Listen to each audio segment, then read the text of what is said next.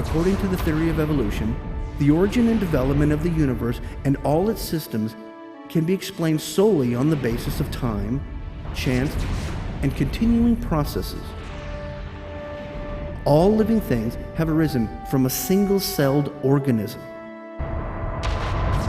A second and opposing worldview is the concept of creation. According to the theory of creation, everything in the universe has come into being through the design, purpose, and deliberate acts of a supernatural creator. That means this creator created the universe, the earth, and all life on earth, including all types of plants and animals, as well as humans.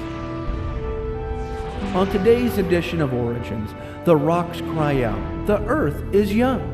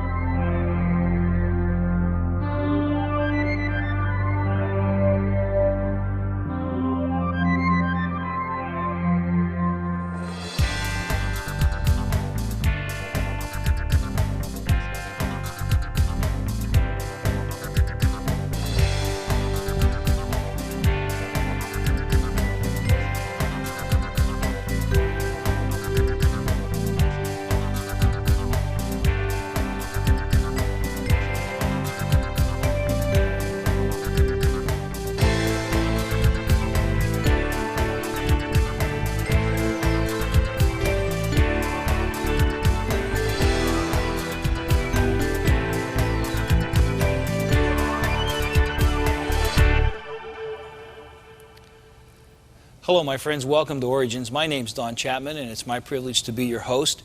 Today we have with us a tremendous guest. Dr. Terry Mortenson is with us. He is a speaker with Answers in Genesis. And Answers in Genesis believes that the earth is young, as does Dr. Morrison. And he believes that part of the evidence for that is in the rocks. And so our show today is The Rocks Cry Out, the Earth is Young.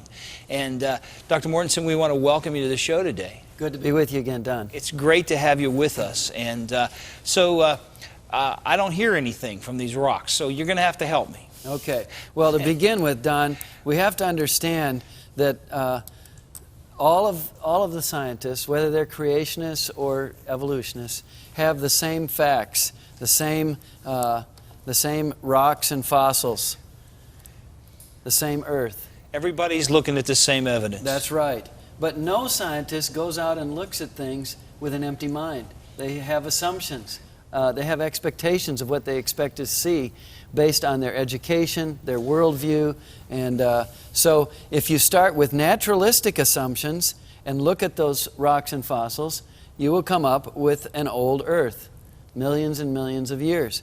But if you start with biblical assumptions and look at those same rocks, you will see things differently. You will even see things that the evolutionists missed, and you will come up with a young earth view.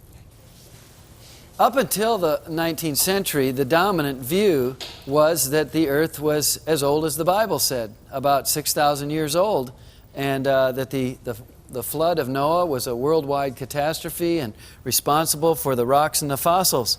But at the beginning of the 19th century, we had a group of men called the scriptural geologists. They were defending that biblical view that had been held by most people for 18 centuries in Europe, where science was born. And they believed in a supernatural creation week, 6 literal days of creation, just as Genesis talks about. And then about 1,600 years later, that was followed by Noah's flood, which those who looked at the rocks believed that the rocks were a testimony to Noah's flood. And then things continued over the next 4,000 years up to the present time. And things will continue until there's a supernatural ending to the world. So a supernatural beginning and supernatural ending based on the biblical teaching about the world. But in the early 19th century, you had a view that began to replace that. It was called the catastrophist view. And George Cuvier, a Frenchman, and William Smith, an Englishman, were very influential in the development of this view. And they believed in a supernatural beginning. They believed in a God, so they didn't believe this world was here just by accident or eternal. But they believed that Earth history was much, much longer, untold ages, That view reigned in geology for about 30 years at the beginning of the 19th century, but it was replaced by the uniformitarian view. Comes from the word uniform, and you can see on the timeline here that the uniformitarians rejected any idea of a global or regional catastrophe. And by about 1840, when geology became a profession, every student who went to university to study geology learned the uniformitarian way of interpreting the rocks, the uniformitarian assumptions. And so all the science departments, the science journals became controlled by this uniformitarian assumption. And we need to understand that to understand a quote that I'm going to read now from an evolutionary geologist. He died a few years ago, and in his book that I'm going to quote from, he actually warned creationists like me from using anything in his book to support our view. But what's good for the goose is good for the gander. Truth is truth wherever you find it. That's right. Okay. So I'm going to quote him anyway. He's dead, so it doesn't matter. But he said this in a chapter on the 19th century, a little historical summary. He said, "My excuse for this lengthy and amateur digression into history is that I have been trying to show how I think geology got into the hands of the theoreticians." In this author's mind, that's the uniformitarians, who were conditioned by the social and political history of their day more than by observations in the field. That's a very telling statement. Now help me with that. What were the social and political conditions that led to that conclusion? Well, you had, just before this time, you had the French Revolution, which was a bloody change from the monarchy to democracy. And the British were looking at that and said, we don't want that. We want slow, gradual change, politically and socially. And they took those political ideas and applied them to geology. This atheist, evolutionist geologist is saying, and he's right. But he goes on to say this in that quote. In other words, he's speaking to his fellow geologists. We have allowed ourselves to be brainwashed into avoiding any interpretation of the past that involves extreme and what might be termed catastrophic processes. This is very important because it's important for us to see that people, what they are taught can affect what they see in the rocks. Now let me illustrate it this way. All right. Here we have a fact. Okay. We got two yellow curved lines. And the question I want to pose to you is, what is missing? What was this originally? And I ask that to the viewers who are watching. As you look at this, what do you think is missing? Let me give you some possible options. You can vote there in the privacy of your own home. Nobody will treat you badly if you get the wrong answer. So let's look at that. Was it A? Do you think that's what the picture was originally? Or how about B? How about C? That's a good one. Here's the one that most people vote for when I give this lecture publicly. They think it was a circle originally. Okay. But you know what the correct answer is? The correct answer is nothing is missing, because that's the way the picture was drawn. But now look at what happened. When I showed you this picture and I asked you what's missing, I was brainwashing you. By the question, I was putting into your mind, something's missing. I got to figure out what's missing.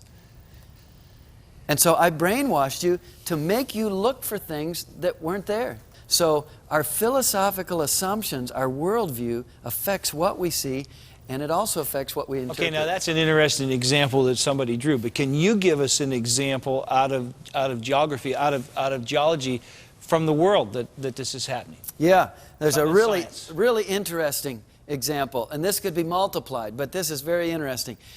Out in the western part of the United States, in eastern Washington, is a vast area called the Scablands, 15,000 square miles and 39,000 square kilometers for our viewers in other countries.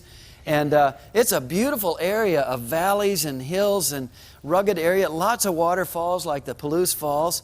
And for decades, the evolutionary geologists said this was carved slowly by millions and millions of years of slow, gradual erosion. But if you go to a website today on the Scablands, written by secular and evolutionary geologists, they will tell you that this was carved in 1 to 2 days by floodwaters. The evolutionists admit that now. Absolutely. They realize that let me show you a map here. here is the area. Here's eastern Washington. This is the Scablands. And this area was carved in 1 to 2 days, they're now saying. And there was a scientist, a geologist, who was out in this part of the United States, a field geologist. He was not a university professor. And he was walking through those rocks, and he just said, the rocks are screaming catastrophe. And he couldn't figure out, though, where the source of the water was. He wrote some articles in the scientific literature, and most of the geological establishment just scoffed at him. But then another geologist was looking up in this area of Idaho and Montana, and he said, I think I found the source of your water. And so the geologists now believe that this was a glacial lake that breached a natural dam, maybe a ice dam or something else, and that this water from this whole lake poured through this region, doing catastrophic excavation in a very short period of time. Now, there's an interesting article about this in Natural History. Stephen Jay Gould, who died just a couple of years ago, America's most famous evolutionist and a professor at Harvard University and an atheist, but a very honest scientist in many regards. He said this about this whole issue of Harlan Brett saying this was formed catastrophically and the geological establishment saying no, it wasn't. He says, the establishment, as represented by the United States Geological Society, closed ranks in opposition. Instead of testing Brett's flood on its own merits, they rejected it on general principles. You see that? That's really important right there. General principles. They didn't go out and look at the rocks. They just said, you're wrong, because everything has to be explained by slow, gradual process. It doesn't fit our matrix. Yep. Okay. Well, Gould goes on to say, Brett's, the man who was saying catastrophe, stood against a firm, highly restrictive dogma that never had made any sense. The emperor had been naked for a century. Charles Lyell, the grandfather of geological gradualism, had pulled a fast one in establishing the doctrine of imperceptible change. Not the fact. Right. But the doctrine. Right. The view notice, through which you worked at this. Dogma. Yes. Dogma? We think of dogma and doctrine in religion. That's right. It's and right it is here a religion, isn't it? It's right here in geology. Yes. Isn't that? Those are fascinating words. So again, we all have the same facts. If you start with the assumptions that there were no regional or global catastrophes, it's not even possible in our thinking, then you'll get a slow, gradual interpretation. Now, Terry, can there be a chain reaction? Once that they've established that they're in the Scablands, that happened in a day or two, through those same eyes now, can they look at the Grand Canyon or other places and say, maybe this is what happened here as well? Is that happening today? Well, that certainly is happening. In fact, Derek Ager, who I quoted before, was part of a movement within evolutionary geology called neo-catastrophism. They were going back to the ideas of the early 19th century catastrophists. Yes. But they're all unbelievers. They're not trying to harmonize with the Bible. Right. But more and more they're saying that the rocks show evidence of catastrophic deposition and erosion. So what we see really confirms that. Here's another example, the Grand Canyon, which you just mentioned. Here's the Grand Canyon, 4 to 18 miles wide, 270 miles long, a mile deep. And when you stand at the Grand Canyon and you look out, you can see, especially if you get in an airplane, you can see all these other erosional features over hundreds of miles. But here's the interesting thing. These were obviously erosional features. Water used to be lapping there. And yet you look at the layers that you can see at the edge of the Grand Canyon, and they're just like pancakes, stacked one on top of another. There's no evidence of this kind of erosion on the surface here in the layers. And that indicates that this whole mass of sediments was deposited rapidly. The evolutionists say that this amount was, here it is, the Grand Canyon, they say that this was deposited over 300 million years. But where's the erosional evidence in the layers? You can see them here. They're just as flat as a pancake. Right. For hundreds of miles. And there's no evidence in between the layers of this kind of erosion over millions of years. So it just doesn't fit. For many decades, the National Park Service at the Grand Canyon said the Little Colorado River cut the Grand Canyon over millions and millions of years. But that is just not logical. The evidence is screaming some kind of catastrophic erosional event. And creationists believe that the rock layers themselves were deposited by Noah's flood, and the canyon was carved shortly after the flood in a post-flood erosional event similar to the Scablands. You're sure making sense to me. Yeah. What about fossilization? You know, a lot of people think it takes millions of years to form fossils. Well, here's a quote from two evolutionists in a book on dinosaurs. Fossilization is a process that can take anything from a few hours to millions of years. Now, just stop and think about that a minute. Yeah. How do they know that it can take millions of years to form a fossil? Has any geologist observed this process for millions of years? No, I think only a really old one, but I don't think we have any of that old. Could we string a bunch of geologists together so that their careers would overlap to observe? No, how do they know that? They don't. They assume that. That's an assumption. That's but right. how do they know it happens in a few hours? Now that they could observe. That's observational science. The amount of time that it takes for a bone to become completely permineralized is highly variable. If the groundwater is heavily laden with minerals in solution, the process can happen rapidly. Modern bones that fall into mineral springs can become permineralized within a matter of, what's that? Weeks. Weeks. Doesn't take millions of years. In fact, most fossils have to form rapidly or they wouldn't form at all. They'd be eaten by scavengers, microdecay organisms. They just can't lay in one place long enough to do that. Right. So, you know, when they dig up a fossil, they don't find it with a label saying millions of years. That's just an assumption. And we've got evidence of fossils that obviously they were buried rapidly. Here's an ichthyosaur fossilized in the act of giving birth. That creature had to be buried rapidly, fossilized rapidly. Wow. Here's a fish fossilized in the act of eating its lunch. Fish degenerate rapidly. Happened quickly. Yep. And rock formation doesn't take a long time either.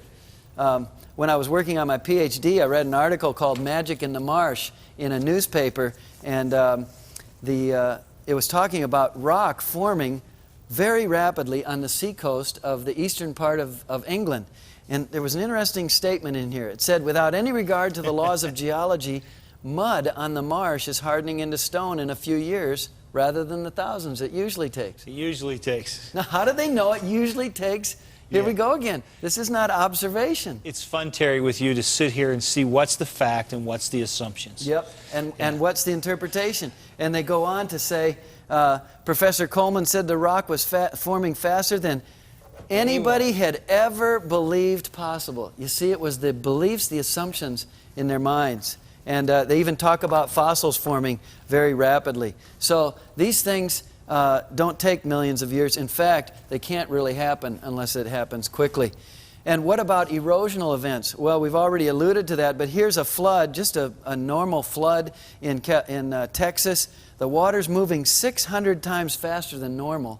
What kind of damage would that water do? Well, when it all slowed down, it eroded right through solid rock, right through the road. Wow. And here's the kinds of boulders that water was carrying. Here's a man back here for scale.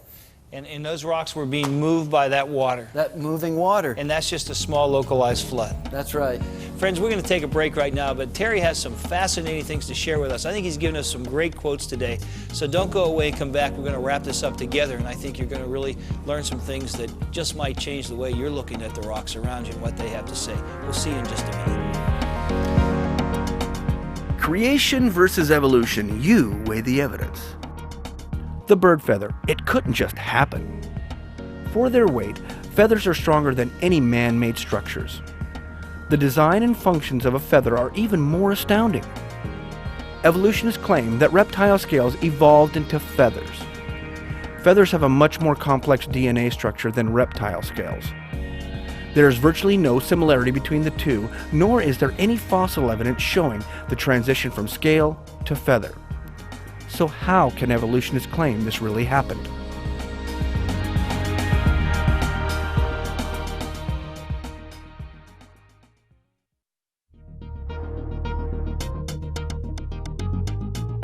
Today's guest on Origins, Dr. Terry Mortenson, is also the author of a new book entitled The Great Turning Point. You'll definitely want this book for your personal library. Book orders are being taken at 1-800-778-3390. That's 1-800-778-3390. Dr. Mortenson is also a speaker, researcher, and writer for Answers in Genesis. For more information, write to Answers in Genesis, P.O. Box 510, Hebron, Kentucky 41048, or visit them online at www.answersingenesis.org.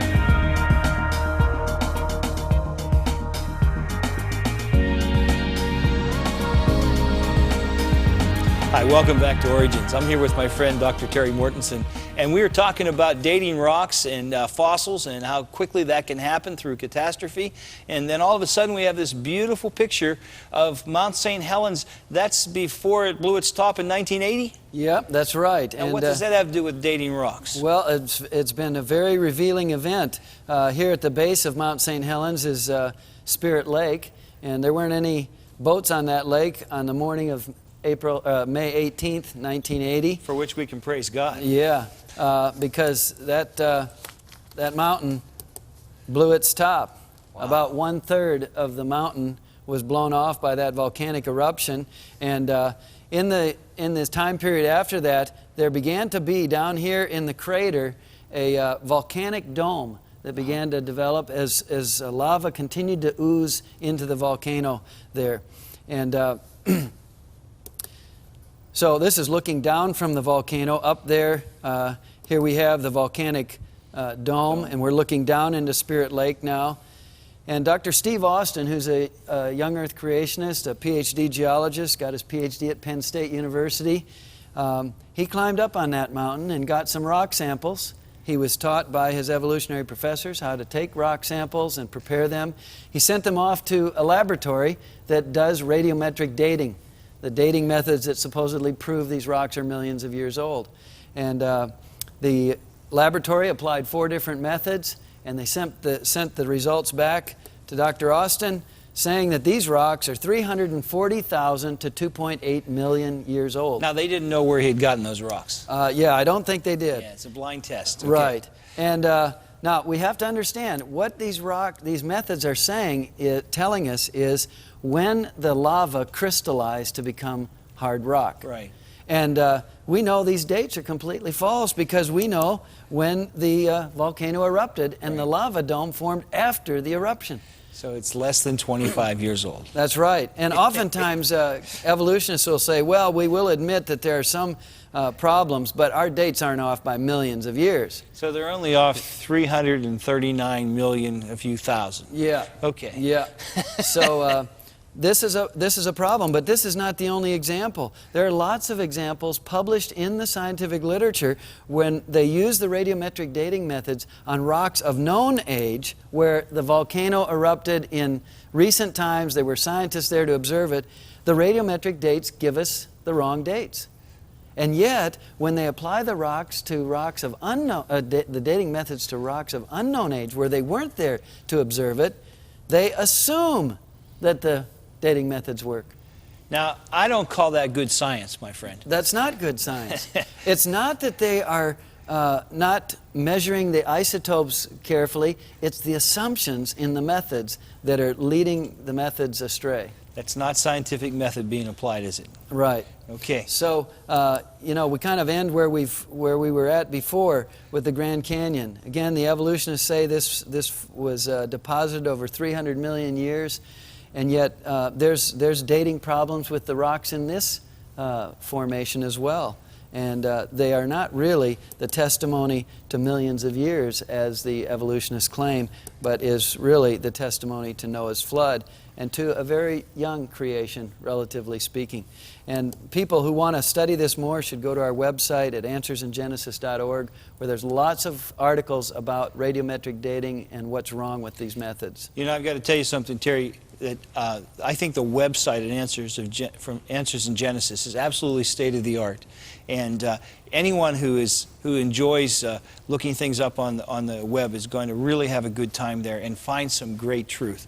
I just want to thank you for being with us today and for bringing us these answers. I'm hearing these rocks more clearly than I was at the beginning of the show. The rocks really are crying out, and they're saying to us that it makes sense to believe that God made it just like the Bible said He did. You know, I wonder if you have questions, my friends, that you would like us to talk about on Origins.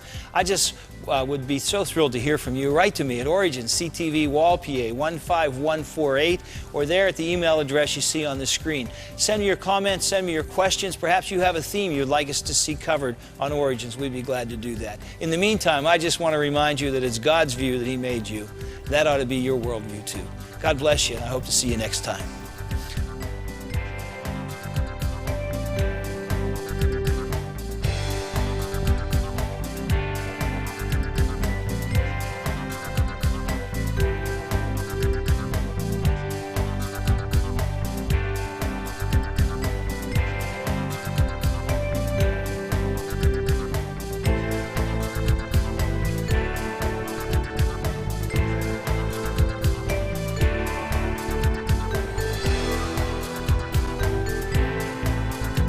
Thank you for watching this edition of Origins. If you'd like a copy of the PowerPoint information presented today, you can download a PDF file of program number 508 from our website at www.originstv.org. Or for a DVD of this series, send a $12 donation to cover shipping and handling and write to Origins program number 508, Cornerstone Television, Wall, Pennsylvania 15148.